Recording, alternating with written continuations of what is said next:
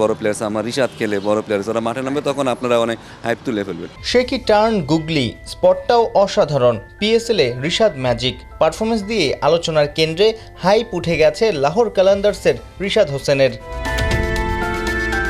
Tiger ভক্তদের জন্য স্বস্তির বিষয়, সামনের মাসেই পাকিস্তানের মাটিতে 5 ম্যাচের টি-20 সিরিজ খেলবে বাংলাদেশ। লাল সবুজ জার্সির অ্যাসাইনমেন্টের আগে দারুণ এক প্রস্তুতি তো হচ্ছেই, নিশ্চয়ই উঠতি এই তারকাকে আরও পরিণত করবে পাকিস্তান সুপার লিগের মঞ্চ। বিশ্বাস জাতীয় দলের সিনিয়র সহকারী কোচ মোহাম্মদ সালাউদ্দিনের। আফগানিস্তান নিয়ে আপনারাই বলেন যে আফগানিস্তান অনেক বড় টিম হয়ে গেছে, আসলে খুব বেশি তো রেজাল্ট খুব বেশি করে নাই, তারপরে আপনারা নিজেরাই বলেন, কারণ আপনারা ওই রশিদ খানকে আইপিএলে দেখেন, নবীকে হয়তো আইপিএলে দেখেন, আমাদের কোনো ছেলেকে দেখেন না, তাই ওরা যখন মাঠে নামে তখন আপনাদের মনে হয় যে ওরা অনেক বড় প্লেয়ার হয়ে গেছে।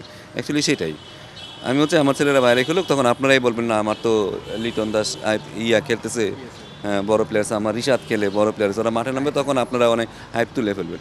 সো সে একেবারে সিম্পল। সো আমার কাছে মনে হয় যে খেলতে দিলে অ্যাটলিস্ট ছেলেটা নিজেও চিন্তা করবে, ওরকম আমরা চিন্তা করব, এবং সেই সাথে তার সে আসলে নিজের রেসপন্সিবিলিটি সম্পর্কে অনেক কিছু শিখবে।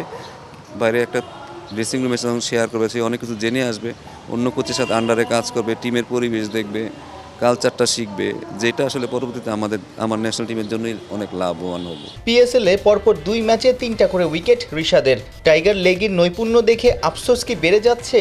পিএসএলে যাওয়ার জন্য তর্কি আর সইছে না নাহিদ রানার। হয়তো ছক আঁকছেন সিলেটে জিম্বাবুয়েকে দ্রুত ভেঙে চুরে দিয়ে পাকিস্তানে যাবেন পিএসএল মাতাতে। যদিও জিম্বাবুয়ে ছেড়ে কথা বলার দল নয়, ভেন্যুটা যখন সিলেট, জয়ের সুখস্মৃতির কারণে টাইগারদের থেকে সফররতরাই বেশি আত্মবিশ্বাসী হওয়ার কথা।